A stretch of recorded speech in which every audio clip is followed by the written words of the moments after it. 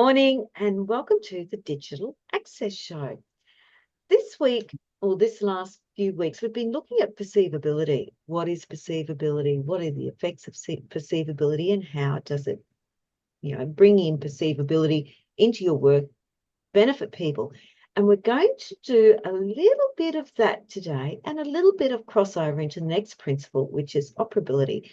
In particular, the third guideline, which is seizures and physical reactions. I want to introduce you to Anita Gover from Techability. Anita is in Sydney, and the reason we're doing this is Anita is holding a conference at the end of February. Yes, I'm one of the guest speakers, but what we're going to talk about came up as Anita was preparing for the conference. Thank you so much for your time, Anita. Thanks, Narelle. I'm looking forward to talking through it. Anita, can you tell me a bit about yourself and why you're running the conference? Yeah, sure. So my business is called Techability. We provide technology consulting services to mostly NDIS providers, some aged care and community organisations. We do all sorts of things like IT strategies and software solutions. We also help people with their websites and digital presence. And so we've been doing that for about 6 years now. And we're running a conference at the end of February called the Future Forward Conference, which is focused on technology for NDIS providers and exploring a range of different topics. And one of those being digital accessibility, which, as you said, you are presenting and running a workshop on that topic. Yeah, and it was interesting because as I was starting to prepare for it and doing all the, setting up all my PowerPoints and things I was going to use, your marketing team have sent me a PowerPoint presentation. And when I opened it, I actually had a physical reaction to the banner, which is where the operability comes in. Mm-hmm. And it took me a couple of minutes to start having the reaction. And the reason I was having the reaction was the colours and it was the lines. It was the design of the banner actually made me feel quite nauseous. Yeah. And so I quickly contacted you and you resolved the problem. Can you talk us through, show the banner? Obviously, I'm going to close my eyes. You're the co-host. I'm handing over to you now. And you describe things and I'll talk through the principles that we're looking at, which is perceivability and operability as we go. But I cannot look at the banner. So your co-host, off you go, Anita. All right, no worries. I'm going to share my screen and show the banner in question.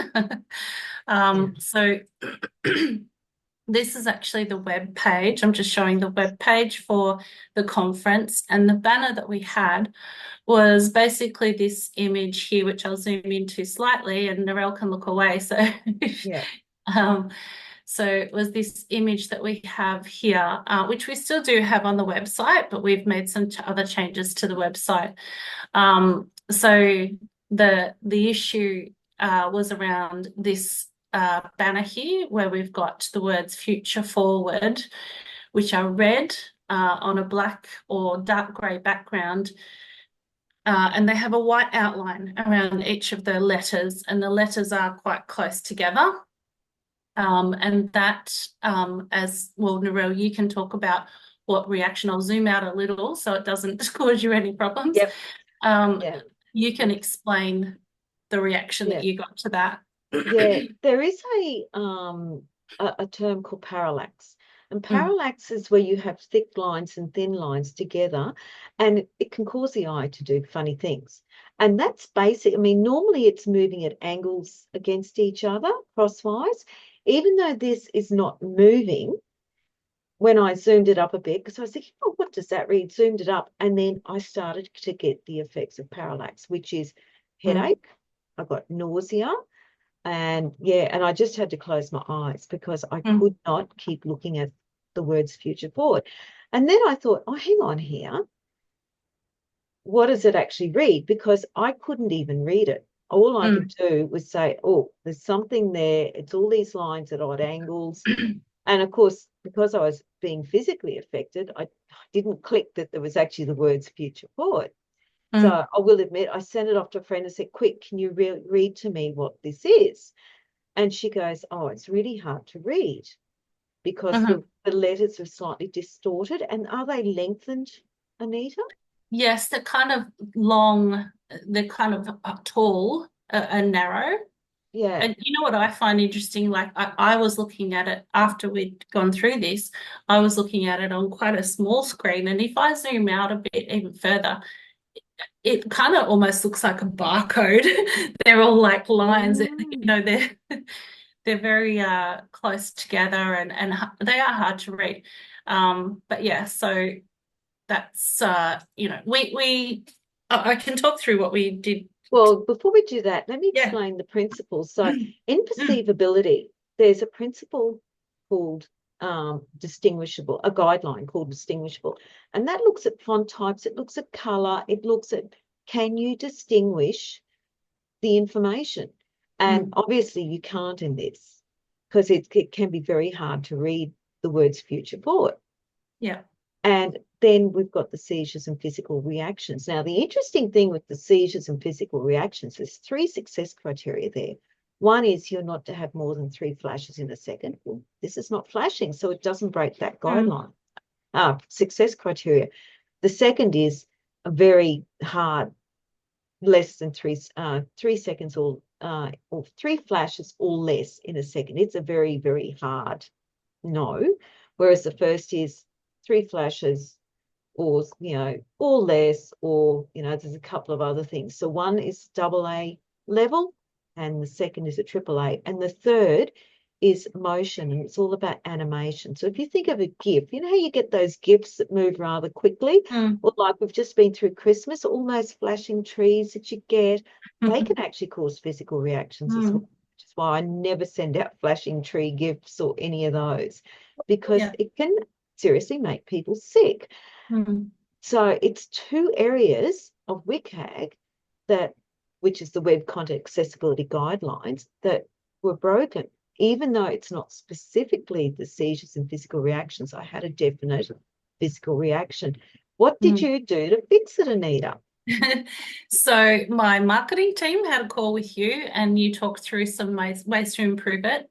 Yeah, Uh, and so what we did was we still are using that image. It's much smaller. So we originally had that whole banner as pretty much the width of the page. So yeah, it was quite big. And we also you were looking at a slide, a yeah, PowerPoint slide presentation mm, where we used it. We've removed it from there altogether. yeah, Um, on the website, we changed that to just reduce the size of that, still have the nice image there, but we've got much clearer text with the name of the title of the conference, and we did make a few other changes which were recommended by you in terms of accessibility on the web page. And then we also had a couple of other banners that we were using. Bring those up. yeah. We were originally using a banner, this banner here, which I'll just increase the size. It's quite big now. Yeah, and there was contrast with that one. Yeah, so this one, even I, I mean, I don't have perfect vision, but even I sort of kind of struggle with that red on the dark grey background. Mm, Um, so we were originally using that, and we decided after talking through some of the accessibility changes with you, we decided to change that to a much clearer version, which is mm, this one that we're now using across all of our marketing and signatures and all of our branding for the conference in a couple of weeks' time is all going to have that kind of format, which is a lot clearer. We're using clearer fonts and white backgrounds with the colours, because our colour scheme is sort of red, black, white, and tones around that.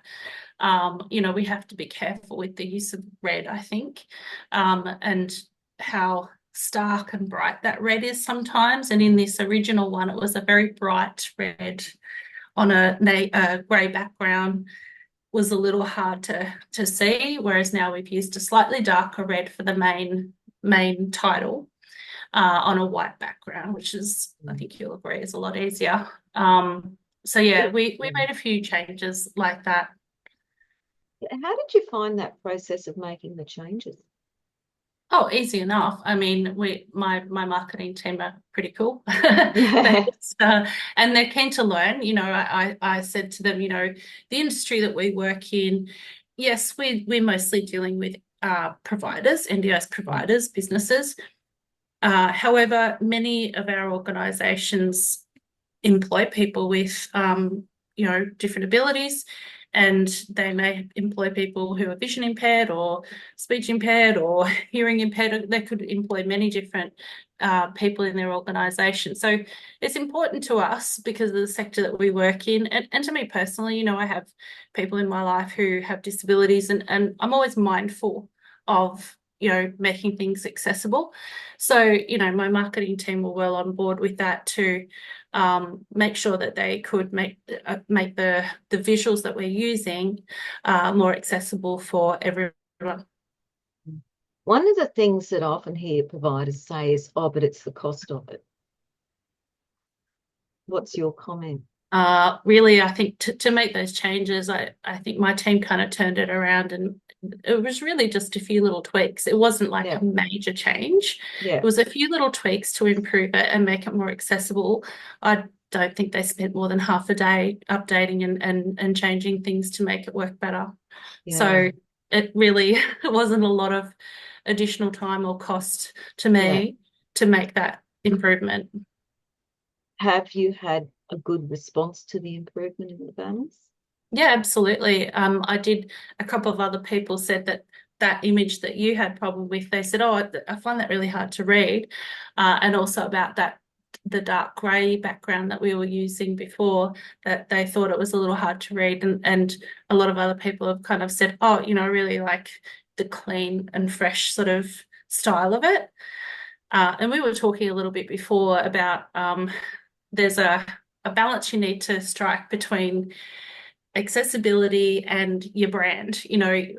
Obviously we have a brand, we have, colors that we use, and we have a design that we want to use, so you kind of have to strike that balance between what works for your brand and but also what can be accessible for everyone. So, what we've done here, are you able to apply the same into all of your work, the same ideas Yeah, absolutely. easily? Yeah, totally. I after sort of going through that, we had many other design and marketing materials that we're doing for the conference, of course, things like big banners for the conference and all that sort of stuff, and our book a program for the conference and things Yeah. like that. And I've made sure that now the marketing team are using those accessible principles in everything that they are designing. And I'm more mindful of it now too, and checking over that as I do the proof and approve the artworks and things like that. But also, I've said to my web developer, we need to probably redesign some of our other pages on our website to fit these guidelines as well. So Yeah. that's certainly a task that they'll pick up on once we get through the Yeah. conference, the heavy load of organising a conference. Yeah. So, the conference itself is NDIS Tech. Yes. Uh, do you have many sponsors that are, again, into understanding what we talk about all the time with digital accessibility? Do you think it's a very common topic of conversation? Not enough, I don't think. Mhm.